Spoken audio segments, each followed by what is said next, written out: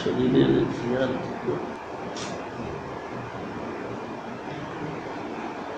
বসার সঙ্গে সঙ্গে একেবারে পথ শুরু করতে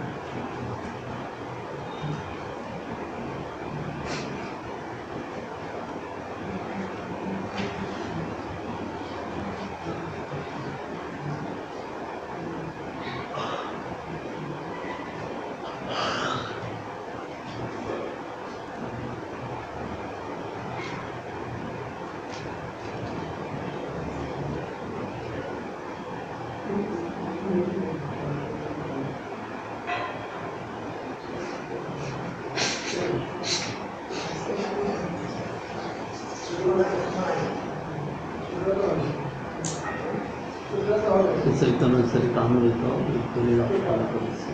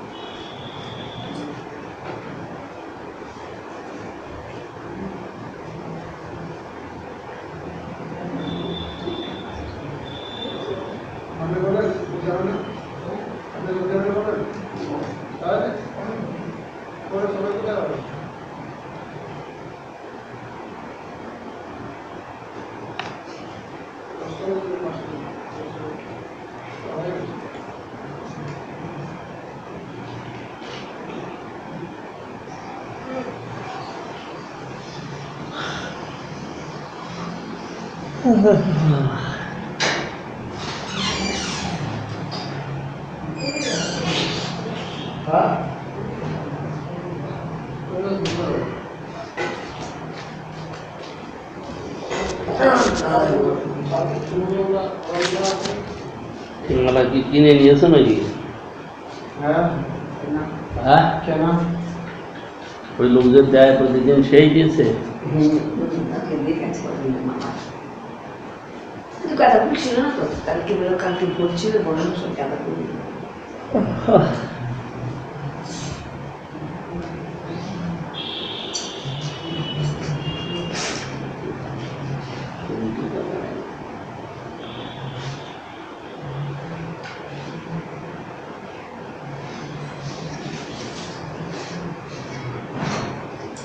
संसार जरा अनाविध भक्त मेघे स्वभक्ति सिद्धांत से अमृतानि गौरब्धि ऋतु रमणा वितीर्ण सदत्त रत्नालय तंत्र जाति।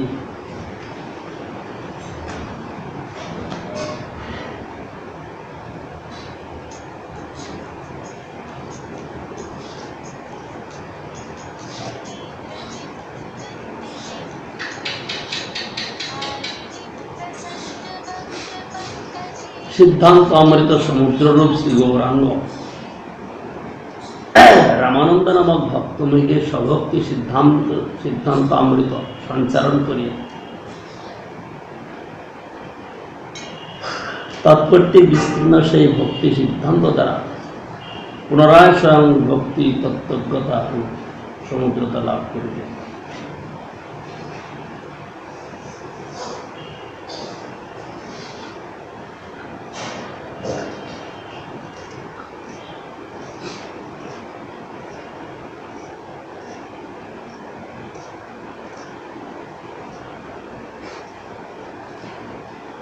জয় জয় শ্রী চৈতন্য, জয় নিত্যানন্দ, জয় অদ্বৈত চন্দ্র, জয় গৌর ভক্তবৃন্দ।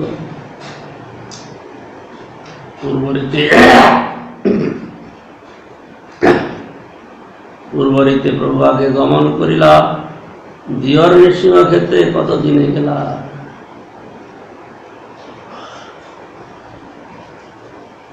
কি আশ্চর্য, কিছু কি বিস্তার নয়।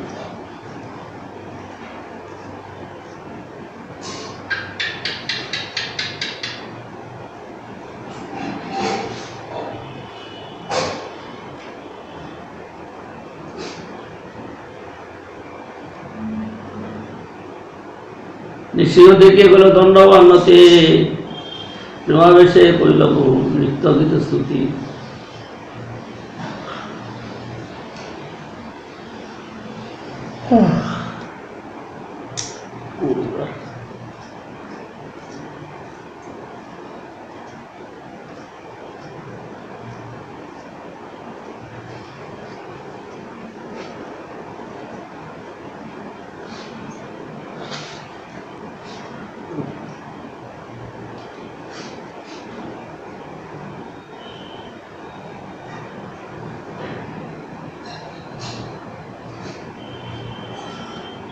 শ্রী নৃসিংহ জয় নৃসিংহ, জয় জয় নৃসিংহ, প্রহ্লাদেশ জয় পদ্মা, মুখ পদ্ম ভৃঙ্গ।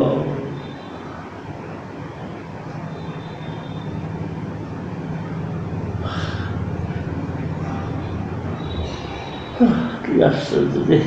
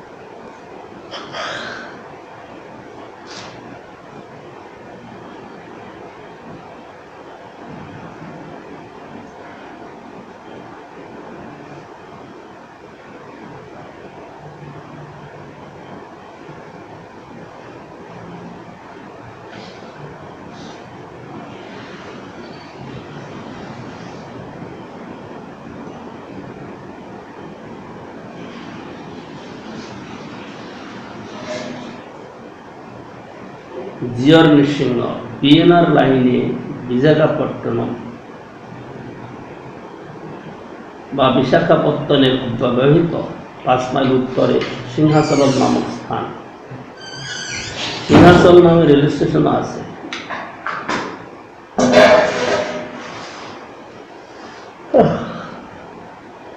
শ্রী নৃসিংহদেবের মন্দির পর্বতের উচ্চ প্রদেশে অবস্থিত।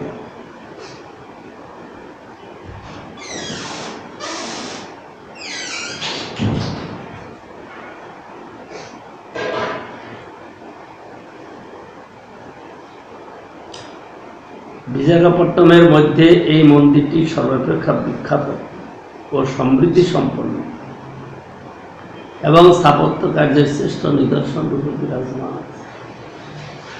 একটি প্রস্তর ফলকে দেখা যায় যে রাজা তৃতীয় গঙ্গার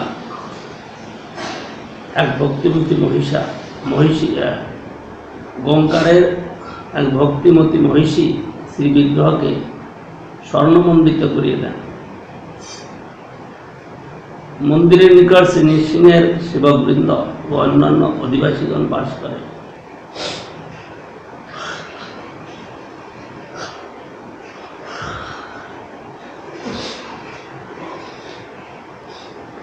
এক্ষণে পর্বতোপরি শ্রী মন্দিরের সংলগ্ন অনেক যাত্রী থাকিবার স্থান ও অনেক গৃহ আছে।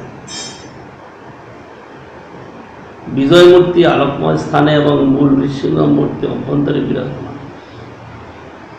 কতিপয় রামানুজীয় শ্রী বৈষ্ণবগণ শ্রী বিজয়নগর রাজ্যের অধীনে শ্রীমূর্তির সেবা করিয়া থাকেন।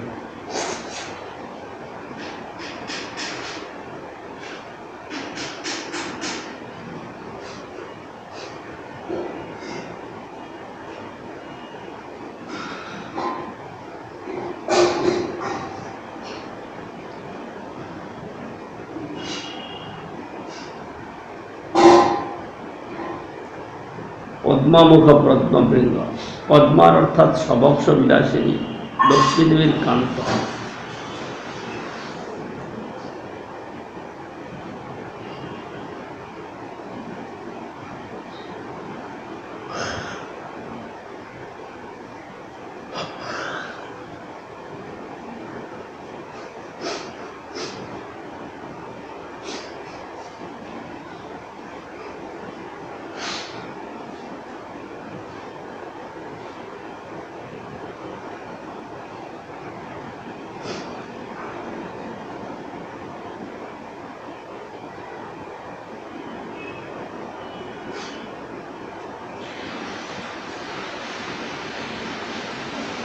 উগ্রকে অনুগ্রহ বয়ং স্বভক্তানাং নিকেশরী, কেশরী ব স্বপতানাম অন্বেষাম উগ্র বিক্রম।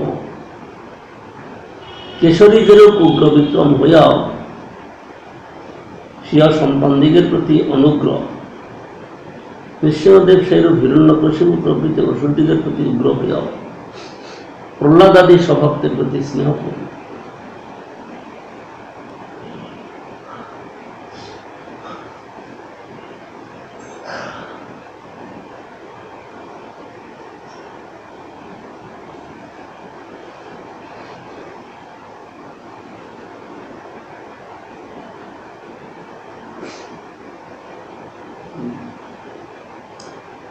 এই মতো নানা শ্লোক পরিস্থিতি কইল, নৃসিংহ শিবক মালা প্রসাদ আনি দিল।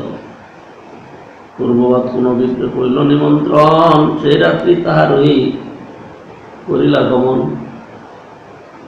প্রভাতে উঠিয়া প্রভু চলিলা প্রেমাবেশে, দিন নাই জ্ঞান রাত্রি দিবসে। পূর্ববাদ বৈষ্ণব করি সর্বলোক গণে, গোদাবরী তীরে প্রভু আইলা কত দিনে।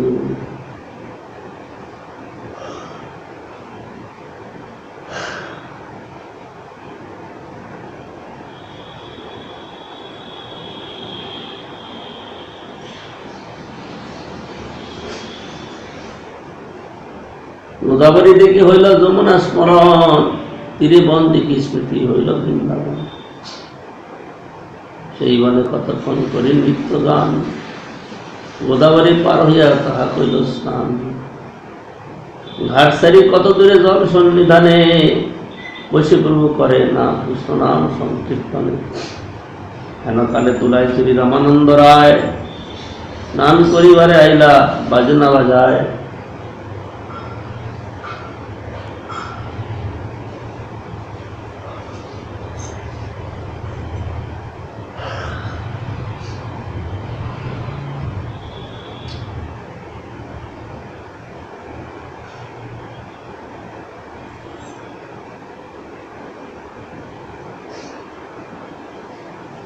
তার সঙ্গে বহু আইলা বৈদিক ব্রাহ্মণ, বিধিমতে কইলতে স্নানাদি তর্পণ।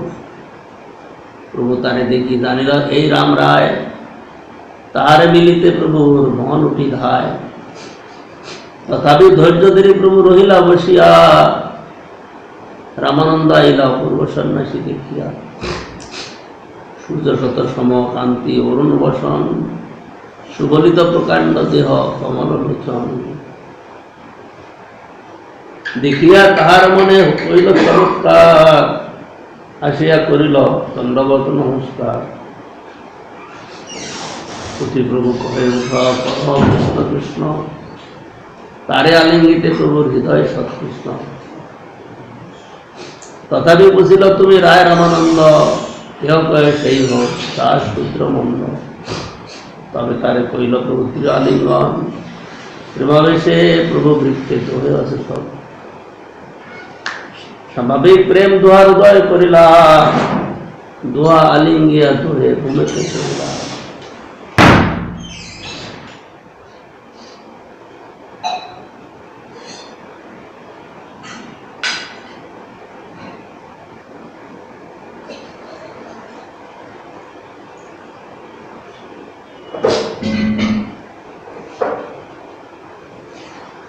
স্তম্ভ শ্বেত অশ্রুকম্প পুলক বৈবর্ণ, দোহার মুখেতে শুনি গদগদ কৃষ্ণ বর্ণ। দেখিয়া ব্রাহ্মণগণের হইল চমৎকার, বৈদিক ব্রাহ্মণ সব করেন বিচার। এই তো সন্ন্যাসীর তীর দেখি ব্রহ্মসম, শূদ্রালিঙ্গে কেন করেন ক্রন্দন। এই মহারাজ মহাপণ্ডিত গম্ভীর, সন্ন্যাসীর স্পর্শে মত্ত হইল অস্থির। এই মতো বিপ্রগণ ভাবে মনে মন, বিজাতীয় লোক দেখি প্রভু কইল সম্বরণ। সুস্থ হইয়া দহে সেই স্থানেতে বসিলা, তবে আসি মহাপ্রভু কহিতে লাগিলা। সার্বভৌম ভট্টাচার্য কহিল তোমার গুণে, তোমার মিলিতে মরে কহিল যতনে। তোমার মিলিবারে মোট যথা আগমন, ভালো হইল অনায়াসে পাইল দর্শন। রায় কহে সার্বভৌম করে বৃত্ত জ্ঞান, পরোক্ষেও মোর হিতে হয় সাবধান। তার কৃপায় পাইল তোমার দর্শন, আজি সফল হইল মোর মনুষ্য জনম। সার্বভৌমের তোমার কৃপা তারই চিহ্ন, অস্পৃশ্য স্পর্শিকে হইয়া তার প্রেমাধীন। তাহা তুমি সাক্ষাৎ ঈশ্বর নারায়ণ, কামই রাষ্ট্রী বিষয়ী শুদ্রাধম। মোর স্পর্শে না করিলে ঘৃণাদের ভয়, মোর দর্শন তোমা বেঁধে নিষেধ হয়। তোমার কৃপায় তোমায় করাই নিত্য কর্ম, সাক্ষাৎ ঈশ্বর তুমি, কে জানে তোমার মর্ম। আমার নিস্তারিত তোমার ইহা আগমন, পরম দয়ালু তুমি পতিত পাবন।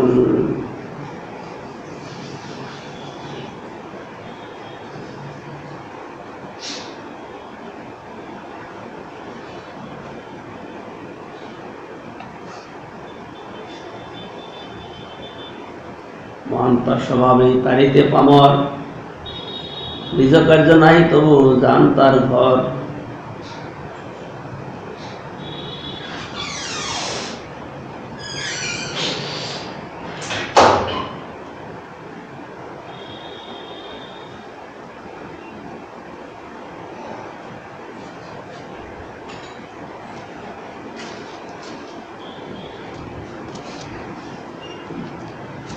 বিজাতীয় লোক, স্বজাতীয় আশ্রয় বিশিষ্ট রামানন্দ অন্তরঙ্গ ভক্ত।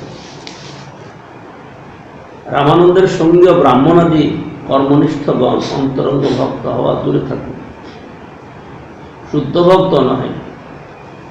তজ্জন্যই তাহারা বিজাতীয় অর্থাৎ অভক্ত। পরস্পরের প্রীতি প্রকাশ পাইলেও কর্মীগণকে বহির্মুখ বুঝিয়া তাহা গোপন করিলেন।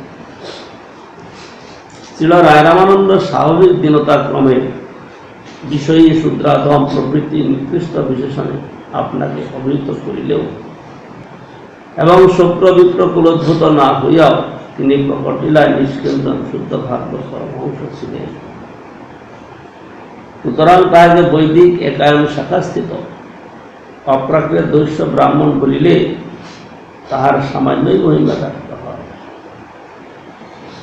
মহাকুল প্রসূত সর্বযজ্ঞে দীক্ষিত সহস্র বৈদিক শাখাধ্যায়ী ব্যক্তিও তাহাকে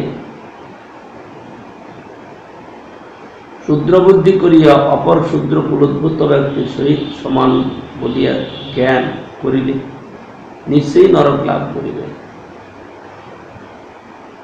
বিক্ষতে জাতি সামান্য, স্বজাতি নরকম ধ্রুব।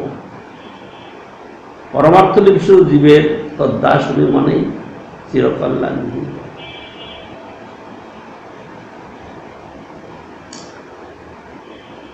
সন্ন্যাসীর বিষয় দর্শন ও শূদ্র সঙ্গ অবিধেয়, সুতরাং অবিধেয়। সন্ন্যাসীর বিষয় দর্শন ও শূদ্র সঙ্গ অবিধেয়, সুতরাং নিন্দনীয়। তথাপি তোমার অসীম কৃপা হেতু আমার জন্য ইহাও স্বীকার করিয়াছে।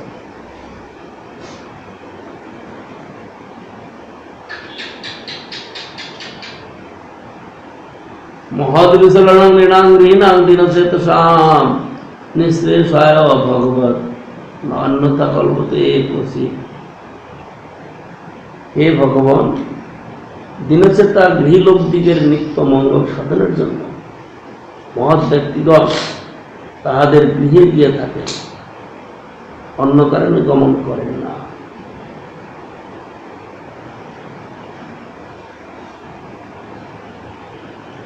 আমার সঙ্গে ব্রাহ্মণাদি সহস্রিতজন, তোমার দর্শনে সবার দ্রবীভূত মন। কৃষ্ণ কৃষ্ণ নাম শুনি সবার বদনে, সবার অঙ্গ পুলকিত অশ্রু নয়নে। আকৃতি প্রকৃতি তোমার ঈশ্বর লক্ষণ, জীবে না সম্ভবে এই অপ্রাকৃত গুণ। প্রভু কয়ে তুমি মহাভাগবত উত্তম, তোমার দর্শনে সবার দ্রব হইল মন। অন্যের কি দায় তুমি মায়াবাদী সন্ন্যাসী, আমিও তোমার স্পর্শে কৃষ্ণ পূর্ণভাসী। এই গানে কঠিন মোর হৃদয় সদিতে, সার্বভৌম কহিলেন তোমারে বিদিতে। এই মত দুহে স্তুতি করে দুহার গুণ, দুহে দুয়ার দর্শনে আনন্দিত মন। হেনাকালে বৈদিক এক বৈষ্ণব ব্রাহ্মণ, দণ্ডবোধ করি কইল প্রভুরে নিমন্ত্রণ। নিমন্ত্রণ মানিল তারে বৈষ্ণব জানিয়া, রামানন্দে কহে প্রভু ঈষৎ হাসিয়া। তোমার মুখে কৃষ্ণ কথা শুনিতে হয় মন, পুনরবি পাই যেন তোমার দর্শন। রায় কয়ে আইলা যদি পামর সদিতে, দর্শন মাত্রে শুদ্ধ নয় মোর দুষ্ট চিত্তে। দিন পশ্চাৎ রহি ক্রমার্জন, তবে শুদ্ধ হয় মোর এই দুষ্ট মন।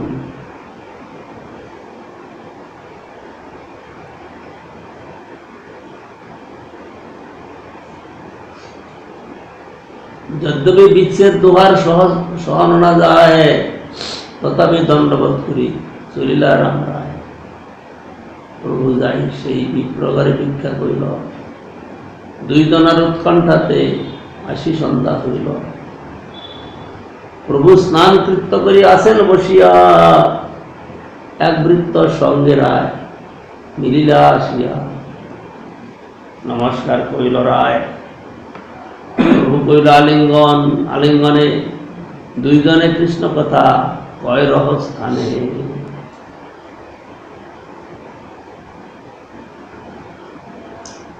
প্রভু কয়ে পরশ্লোক সাধ্যের নির্ণয়, তাই কয়ে স্বধর্মাচরণে বিষ্ণু ভক্তি হয়।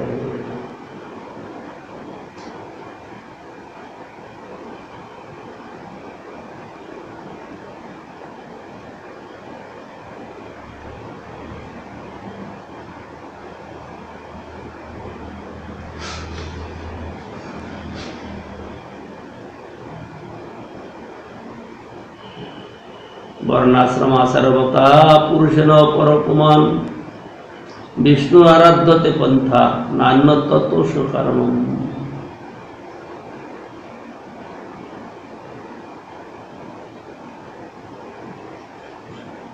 ভক্তি নিরতিশয় প্রিয়, একমাত্র প্রয়োজনীয়। অন্যান্য সকল বস্তুতে বিতৃষ্ণজনক জ্ঞান বিশেষ। সেই ভক্তিযুক্ত আত্ম দ্বারাই ভগবান বরণীয় এবং ভক্তগণের লভ্য হন। পূর্বকথিত নিরন্তর সমৃদ্ধি বিশিষ্ট জ্ঞানপূর্বক কর্মনুগৃহীত ভক্তিযোগী এই প্রকার পরম ভক্তিরূপ জ্ঞান বিশেষের উৎপাদক।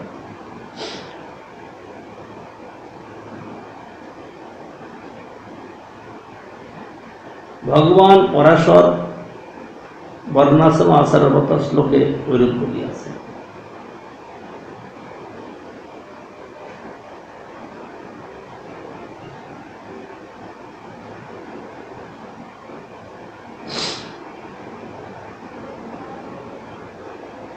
সমগ্র জগতের উদ্ধারকল্পে পৃথিবীতে অবতীর্ণ হইয়া পরব্রহ্মভূত পুরুষোত্তম স্বয়ংই বলিয়াছে যে মানব নিজ নিজ কর্ম অনুষ্ঠানে নিরত হইয়া যে প্রকারে সিদ্ধি লাভ করিবে তাহা শ্রবণ কর। যে ভগবান হইতে প্রাণীগণ উদ্ভূত হইয়াছে, যে ভগবৎ কর্তৃক এই জগৎ বিস্তৃত হইয়াছে, মানব নিজ কর্ম দ্বারা তাহাকে বিশেষভাবে অর্জন করিয়া সিদ্ধি লাভ করিবে।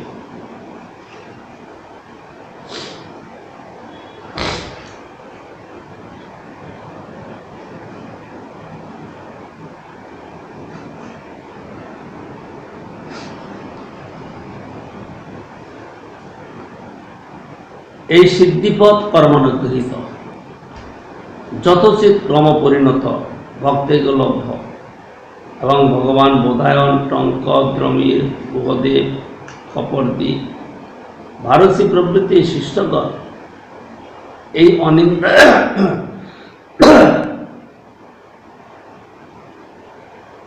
এই অনিন্দ পন্থারই অনুমোদন করেন। পুরাতন বেদ বেদান্ত ব্যাখ্যা এবং সুন্দররূপে প্রকাশিত সুস্পষ্ট অর্থবিশিষ্ট শ্রুতসমূহের নির্দিষ্ট এই পন্থা। রামানুজীয় সাম্প্রদায়িক আচার্যগণ বলেন, ব্রহ্মপ্রাপ্তি উপায়স্য শাস্ত্রাদিগত তত্ত্বজ্ঞানপূর্বক সকর্মনুগৃহীত ভক্তিনিষ্ঠা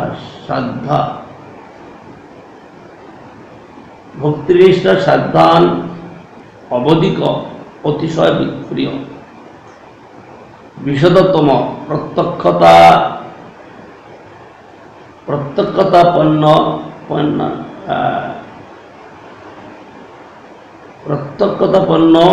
অনুধ্যান রূপ পরম ভক্তি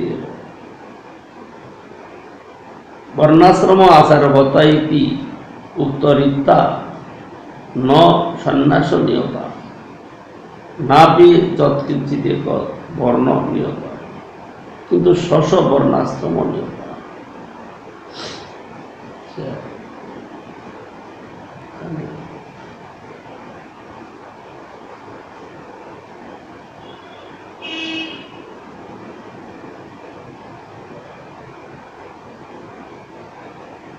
কর্মাঙ্গকং জ্ঞানমেব জ্ঞান ন তু নৈষ্কর্মং নাপি জ্ঞান কর্মণো সমসমুচ্চয়। সাধ্য যাহা দ্বারা সিদ্ধি লাভ হয়, সাধন লাভ তাহাই সাধ্য।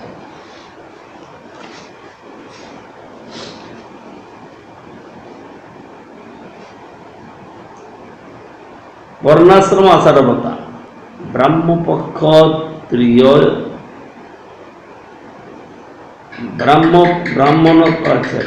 ব্রাহ্মণ ক্ষত্রিয় বৈশ্য শূদ্র বর্ণাচার পালন রতেন ব্রহ্মচারী গৃহস্থ বানপ্রস্থ ভিক্ষু আশ্রম আচার পালন পরেন চ শশ বর্ণাশ্রম আচারবতা পুরুষেন পরহ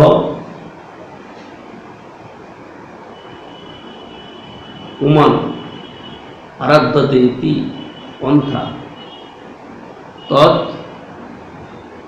অন্য দোষকারণম ন ভবতি।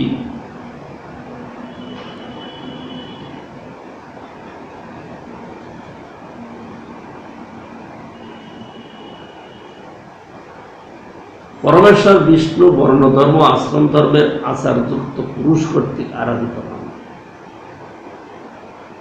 বর্ণাশ্রম আচার ব্যতীত তাহাকে পরিকৃষ্ট করিবার অন্য কোনো কারণ নাই।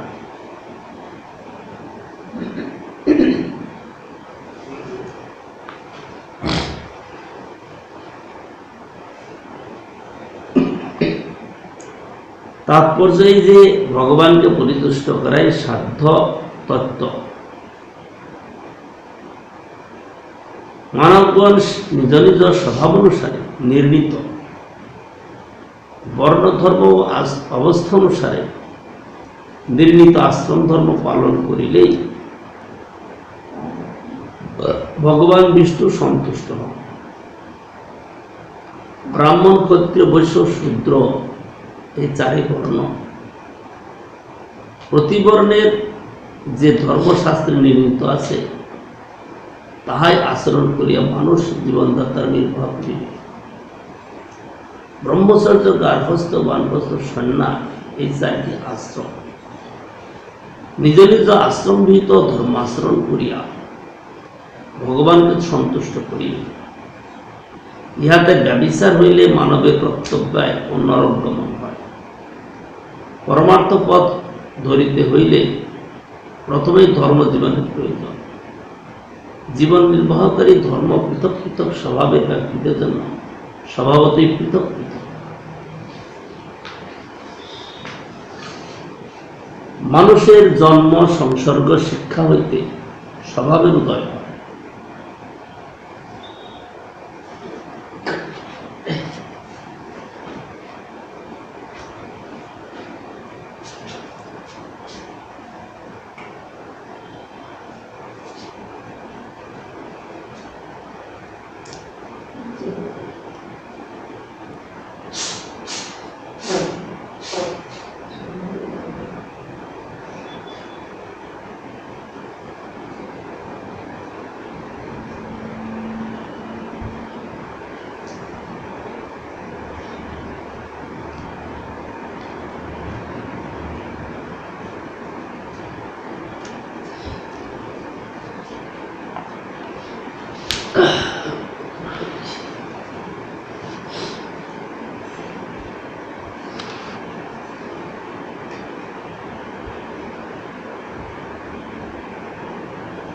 মানুষের জন্ম সংসর্গ শিক্ষা হইতে স্বভাবের উদয় হয়।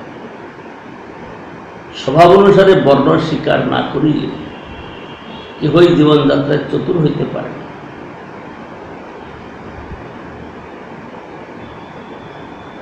স্বভাব বহুবিধ হইলেও মূল বিভাগে 4 প্রকার।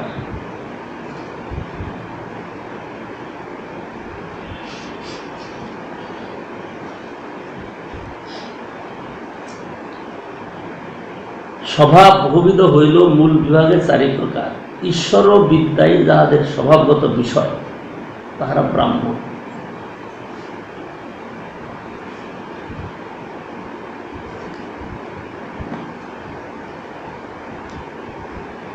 ঈশ্বর বিষয়ে স্বভাবত,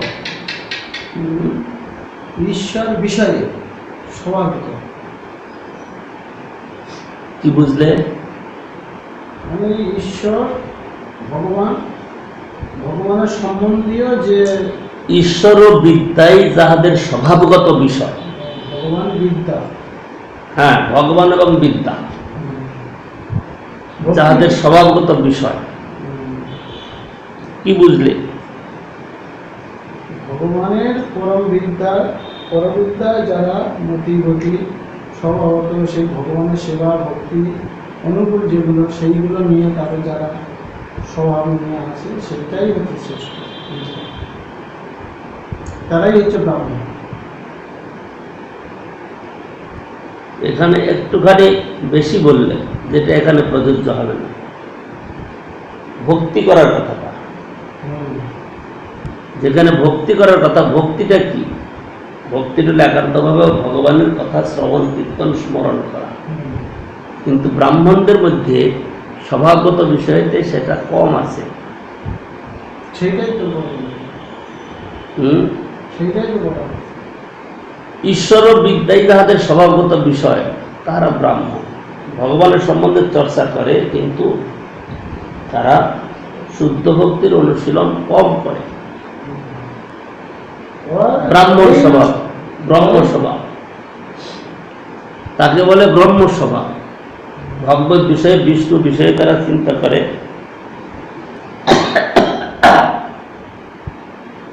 যেমন ব্রাহ্মণ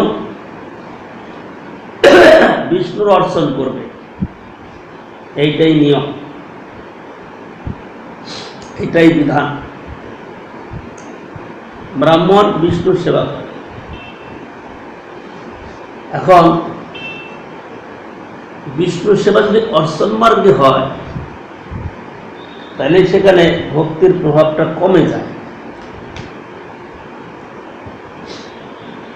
আর যদি সেই বিষ্ণু সেবাটা ভক্তির অঙ্গগুলা সহযোগ করে হয়, তাহলে সেখানে ভক্তি পর্যায়ে যায়। সেখানে ব্রাহ্মণ বলা যায়, সেখানে ভক্ত বলা।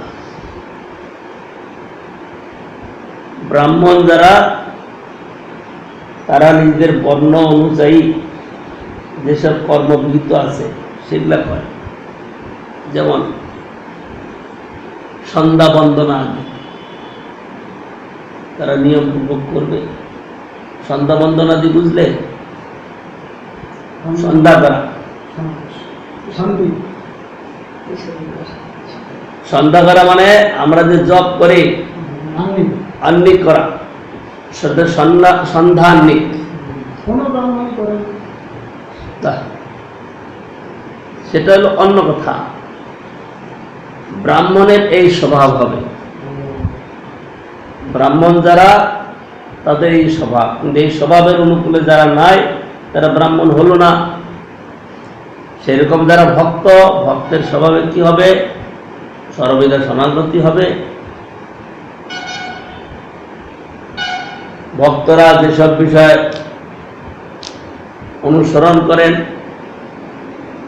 সেগুলো অনুসরণ করবে, ভক্তি করবে, শ্রবণ কীর্তনাদি করবে, এটা হলো ভক্তের লক্ষণ। কিন্তু ব্রাহ্মণের হবে কি? ভগবত বিষয়ে তারা চিন্তন করে, কিন্তু ভক্তরা যেভাবে করে সেভাবে নয়।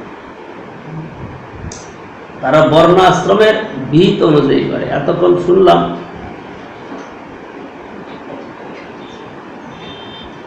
এনেছ ঠিক হয়েছে? কত টাকা দিতে বলেছে? এখনো এক জায়গায় কম্পিউটার সাহায্যে গিয়েছে।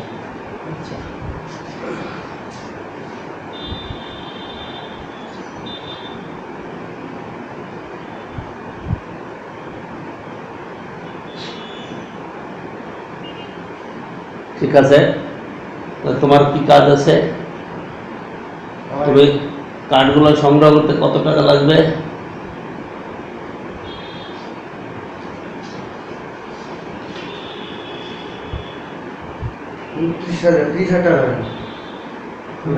অত টাকা হবে না।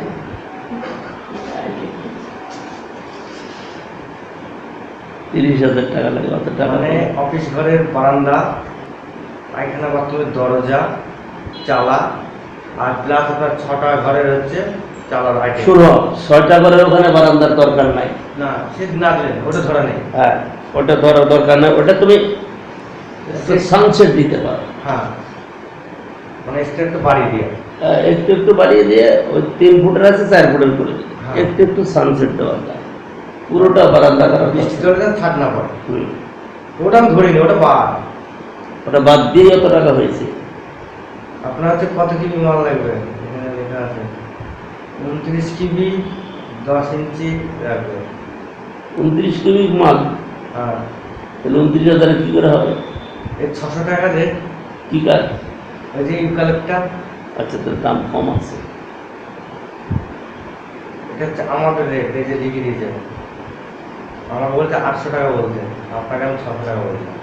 তার সত্যিটাই বললাম। যদি ভালো কাঠ পাওয়া যায় তাহলে সংগ্রহ করতে হবে টাকা।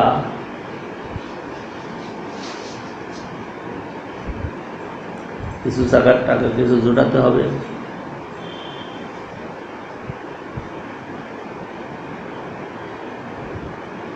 টাকা কিছু জুটিয়ে সমস্ত কাজগুলোকে ফিনিশ করতে হবে।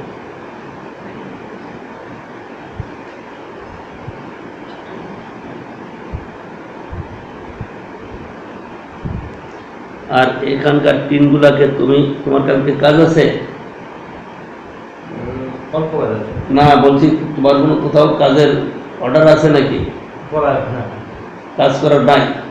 কাজ আছে, এখন কোথায় যাবো বলা মুশকিল, নাও যেতে পারি, ঠিক নেই আমাদের। তোমার যদি কাজের নির্দিষ্ট না থাকে তাহলে এখানে টিনগুলো বেঁচে দেবো। টিনগুলা বেছে বের করে যদি কোথাও রং টং করতে হয়, প্রাইমার লাগাতে হয় তো প্রাইমার লাগিয়ে দাও।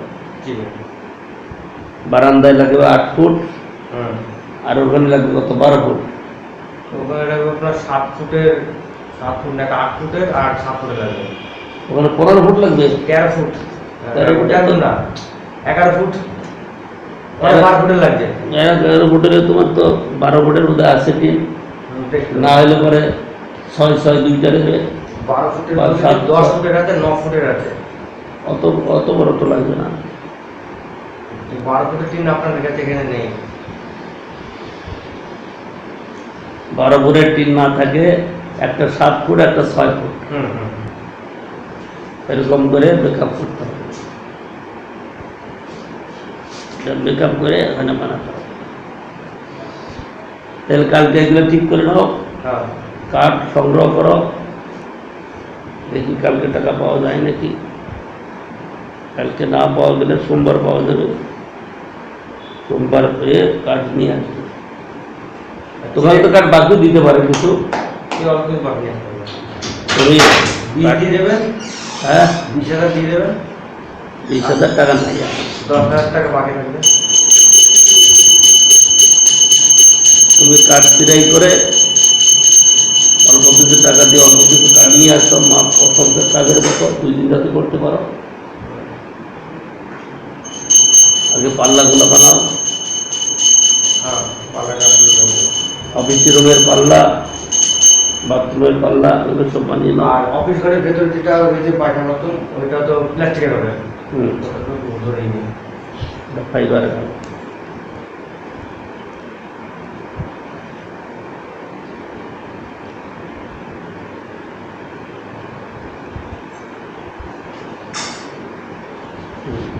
এই তিনখানা জিনিস থাকতে হবে, হ্যাঁ, 3টে জিনিস। আপনি যখন কম্পিউটার থেকে ট্রান্সফার করতে হয়েছেন, এটা নিচ্ছিল না, ওখানে এসে পরীক্ষাটা হয়ে গেছে। আর খালি অর্ধেক এসে আটকে যাচ্ছে, খাটা খাটা করে পার পাচ্ছে। আর বলছে একদিনে খুব লোড হয়েছে, বলছে হ্যাঁ, একদিনে খুব লোড করেছে বলে। একদিন কাজ বেশি করেছি আর সঙ্গে 40-50টা ভিতরে তো করেছি। বলছে অতজন না করে, বলছে এমনি মানে লোড হয়েছে। আচ্ছা, আরে না, আছে ডবল ডবল করেছি আমি। যখন নতুন করেছেন তখন আলাদা। আচ্ছা, তা হতে পারে। এই ক্লিপটা ভাঙার পর বলা হয়েছে, এই ক্লিপটা ভেঙে গেছিল, সেই আপনার রঙের যে ইটা সিস্টেম, হ্যাঁ। ওই ক্লিপটা ভেঙে গেছিল মনে আছে একবার, সে লাগাতে গিয়ে খোলা করার জন্য যে একটা ক্লিপ ভেঙে গেছিল এক সাইডে। এখন কেমন আছে? এখন ভালো আছে, ওকে। সে ফেবিকুইক দিয়ে আটকে দিয়েছিলাম আমি, ওটা আজকে দেখলাম। তাহলে আসছে। বেশ, আসো। তাহলে কালকে এই কাজ করবে তুমি, সব টিন সংগ্রহ করে দরকারে রং টং দিয়ে দেবে, ফাইবার টাইবার দিয়ে দেবে।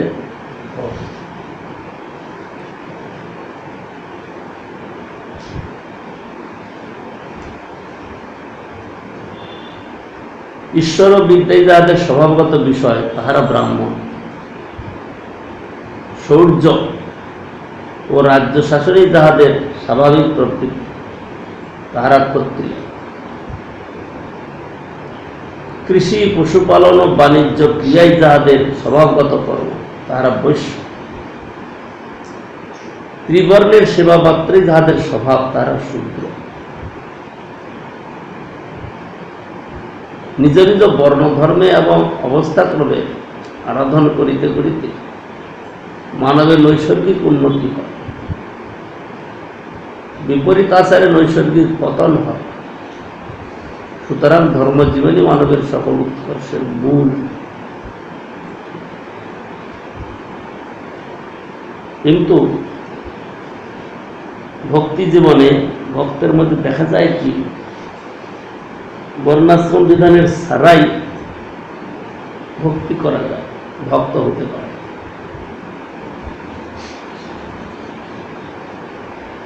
ক্রমপন্থায় গেলে সমাজ ধর্মটা ঠিক থাকে, কিন্তু ভক্তি ধর্ম ঠিক থাকে না। ভক্তি ধর্ম হলো ভগবানের কথা শ্রবণ কীর্তন করে, ভগবানের সেবা করে জীবন কাটানো। কিন্তু বর্ণাশ্রম ধর্মের মধ্যে বর্ণ এবং আশ্রমের যেসব বিধান আছে, সেগুলোকে সুষ্ঠুভাবে পালন করে জীবনযাপন করা। আর ভক্তদের জীবনে আছে কি, কেবল ভগবানের নাম, রূপ, গুণ, লীলার কথা শ্রবণ কীর্তন, তার সেবা। কিন্তু একটা কথা মনে রাখতে হবে, এর মূলে বর্ণাশ্রম ধর্মই রয়েছে। বর্ণাশ্রম যদি সুষ্ঠুভাবে রক্ষিত না হয়, তাহলে পরে ভক্তি জীবনের সাধনও হতে পারে না। কারণ ওইটাই তো মূল। মূল মানে ওটা হলো বেশ। ব্যভিচার জীবনযাপন করা আর বর্ণাশ্রম ধর্মের মধ্যে থেকে, এই যে দেখো এই একটা পোকা এসছে কোথার থেকে, আমার নজরটা ওখানেই গেছে, দেখেছ পোকাটা মরছে। ফুলের পোকা। কোথার থেকে আসলো? এই আমার থেকে বোধহয় গেছে। একটা কাগজ নিয়ে এসো, ব্যাস পেন্সিল দিয়ে ফেলে দিয়ে।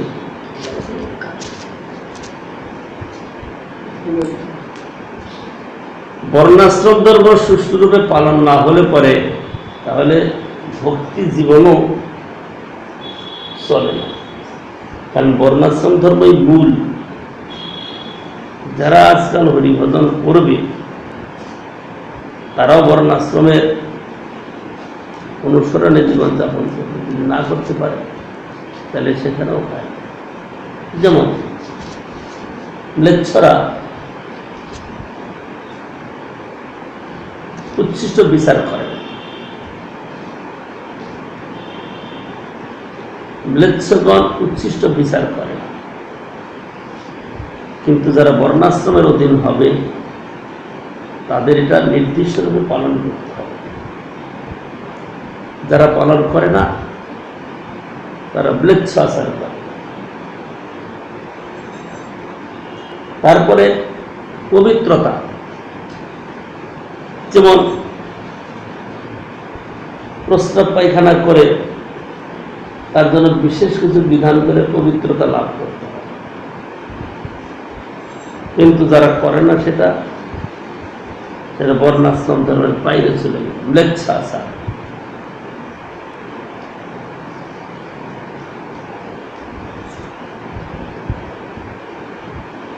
অনেক রকমের শিক্ষা, অনেক রকমের কথা রয়েছে, সেগুলোকে পালন করা হলো বর্ণীদের এবং আশ্রমের উচিত। যারা ব্রাহ্মণ হবে তারা এইসব নিয়মগুলা কঠোরভাবে পালন করবে। সন্ধ্যা বন্দন আদি, বেদ অধ্যয়ন আদি তাদের উপজীবিকা হবে। উপজীবিকা বুঝো কি?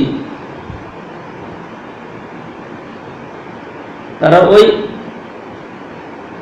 বেদাদি অধ্যয়ন করবে এবং অন্যকে অধ্যয়ন করাবে, এর দ্বারাই তাদের খাওয়া পড়া চলবে। তাদের ব্রাহ্মণ স্বভাব, ব্রাহ্মণ স্বভাবরা তারা ব্যবসা বাণিজ্য করবে না, চাকরি করবে না। কিন্তু কোনো ব্রাহ্মণ যদি এরকম করে তাহলে বুঝতে হবে সে এখন আর ব্রাহ্মণ নাই, এখন সে হয়ে গেছে বৈশ্য। কারণ যার যার স্বভাব সেই সেই স্বভাবে তো কার্য করবে। এটাই বর্ণাশ্রমের বিধানে দিয়েছে। সেজন্য বলছেন ব্রাহ্মণের স্বভাব কি হবে?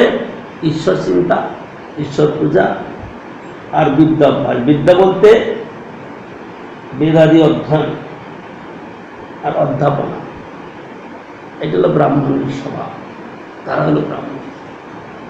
শৌর্য এবং রাজ্য শাসন। শৌর্য মানে বল, বীর্য, যাদের শরীরে মনেতে থাকে, আর তারা রাজ্য শাসন করে, তারা ক্ষত্রিয়। এখন একটা শূদ্র ঘরের লোকেও দেখা যায় সে মিলিটারি চাকরি করে। মিলিটারি মানে রাজ্য রক্ষার কার্য। সে মিলিটারি যখন হয়ে যায় তখন বুঝতে হবে তার ভিতরে ক্ষত্রিয়ের গুণ রয়েছে, নাহলে সে যেতে পারে। মারোয়ারিরা তারা অধিকাংশই বৈশ্য, তাদের মধ্যে ব্রাহ্মণও আছে যারা পূজাপাঠ করে জীবনযাত্রা দিয়ে, কিন্তু মারোয়ারি তারা কেবল ব্যবসা বাণিজ্য, অর্থ উপার্জন করে, এই জন্য তারা বৈশ্য। তারা বৈশ্য শ্রেণীভুক্ত।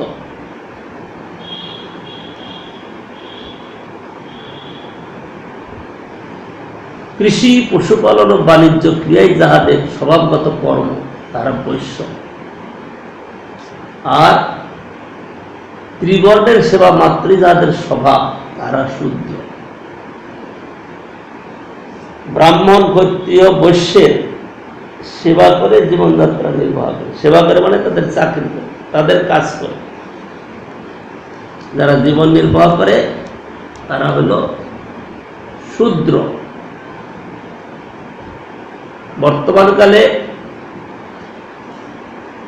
যে সমাজ ব্যবস্থা চলছে, ধর্ম বিচারে, আশ্রম বিচারে অধিক থেকে অধিকই শূদ্র।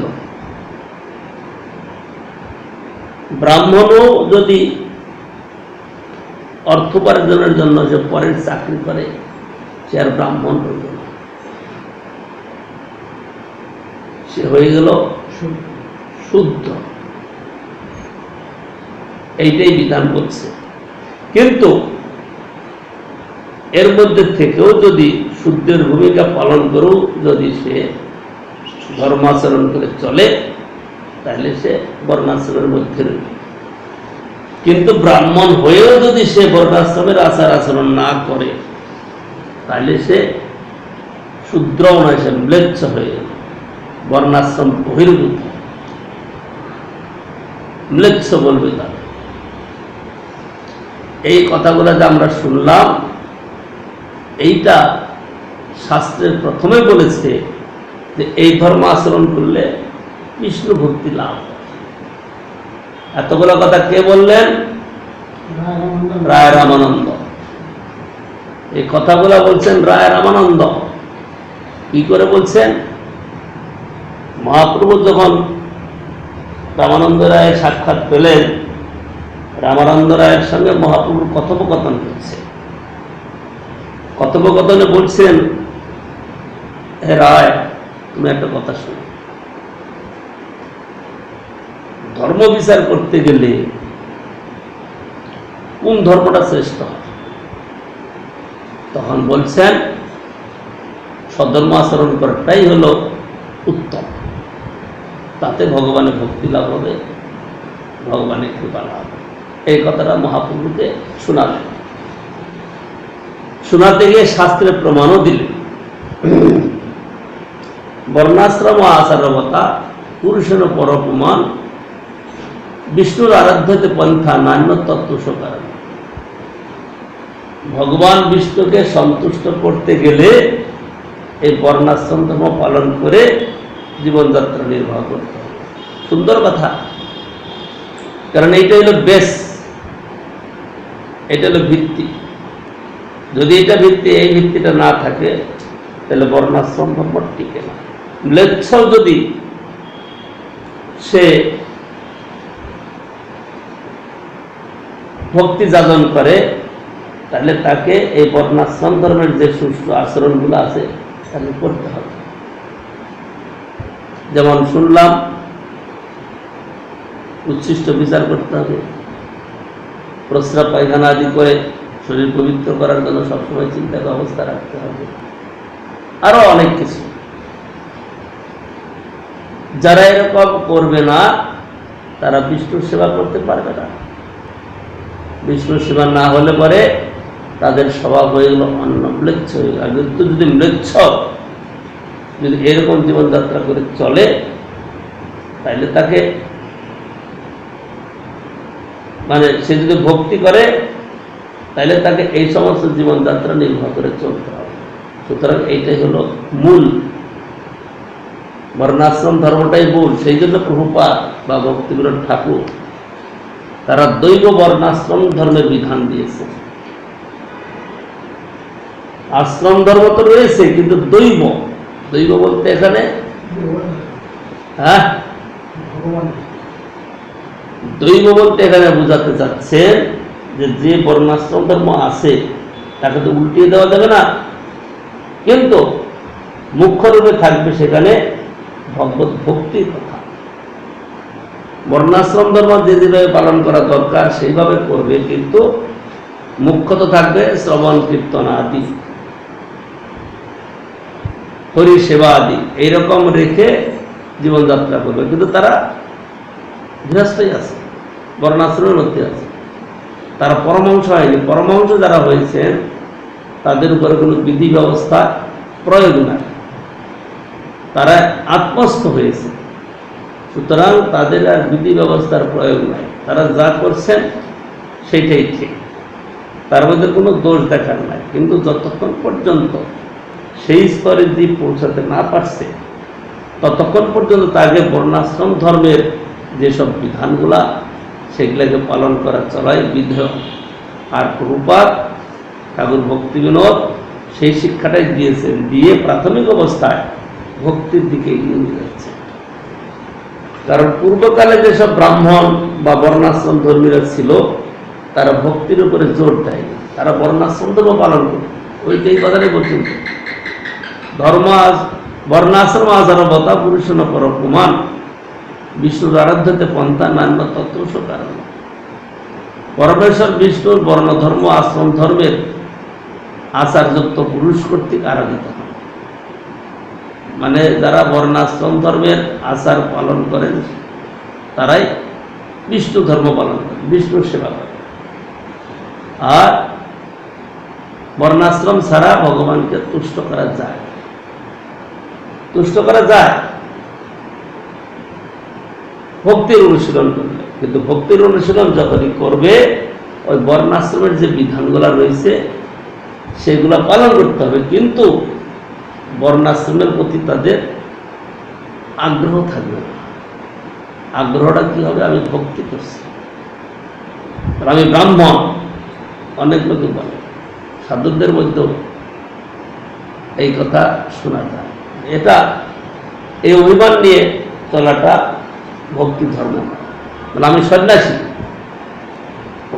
আমার স্পেশাল আদর থাকে, স্পেশাল সম্মান থাকে, বাইরে না বললেও মনে মনে অনেকেরই ভাবনাটা থাকে আমি সন্ন্যাসী। অভিমান, সন্ন্যাসীর অভিমান, সন্ন্যাসীর অভিমানও থাকবে না। কারণ সন্ন্যাসীর অভিমান যদি থাকে তাহলে বর্ণাশ্রমের অভিমান রইল, সেখানে ভক্তি থাকবে।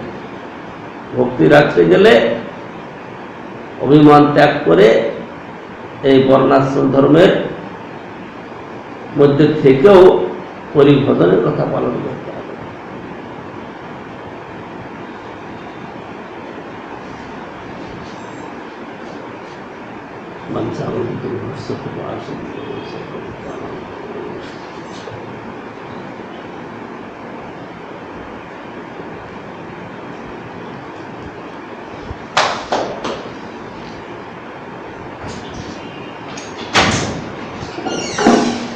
শুদ্ধ ভগত চরণ রেণু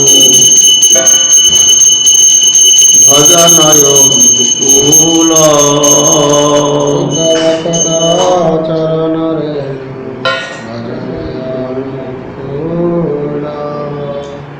শুদ্ধ ভগত চরণ রেণু ভজনয় অনুকূল।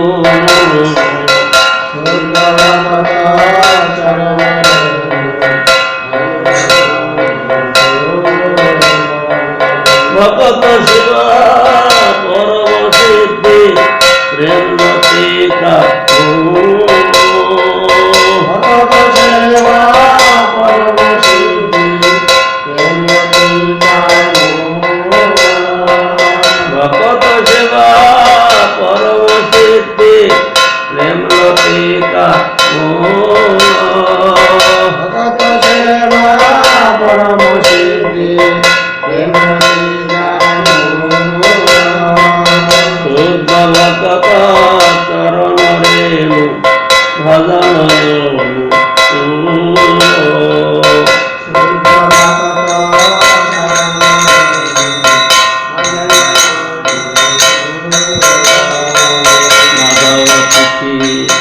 ভক্তি জননী যতনে পালন করে।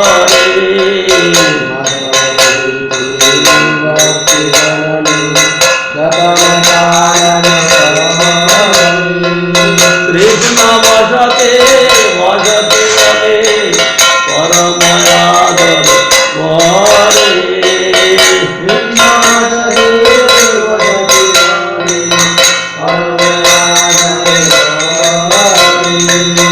শুদ্ধ ভগত চরণ রেণু ভজন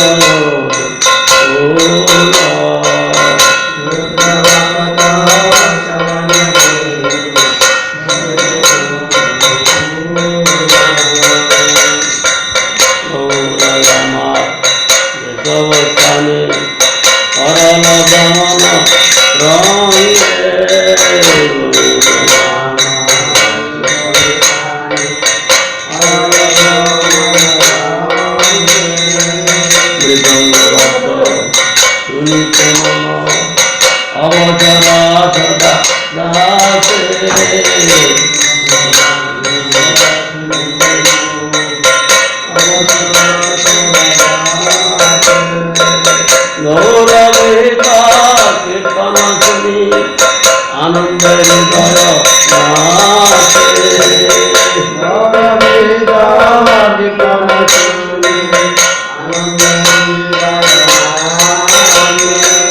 গৌর আমার যেসব স্থানে করল ভ্রমণ রঙ্গে,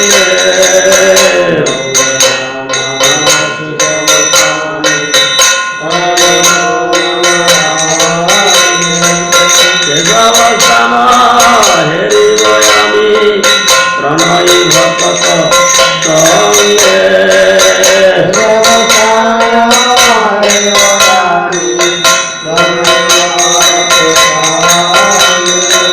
শুদ্ধ ভকত চরণরে ভজন ফুল,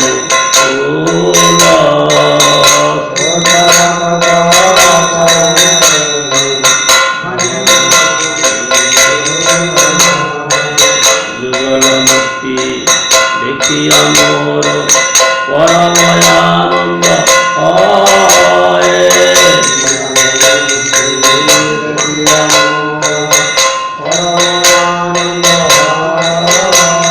প্রসাদ সেবা করিতে হয় সকল প্রপঞ্চ জয়।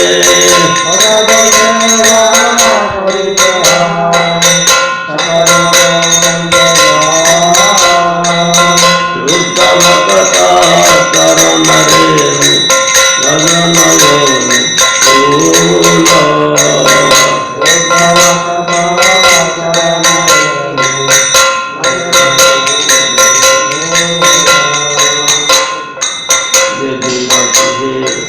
ভজন দেখি গৃহেতে গোলক ভাই।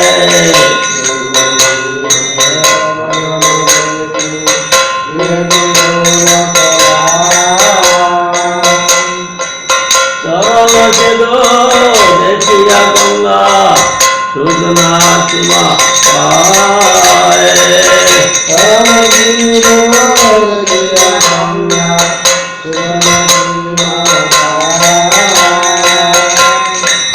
তুলসী দেখি জোড়ায় প্রাণ মাধব তোষণী গানে।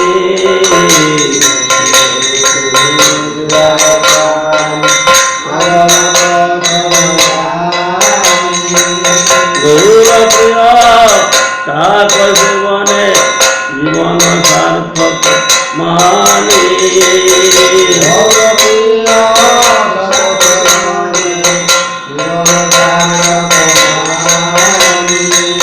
ভক্তি বিনোদ কৃষ্ণ ভজনে অনুকূল পায় যাহা।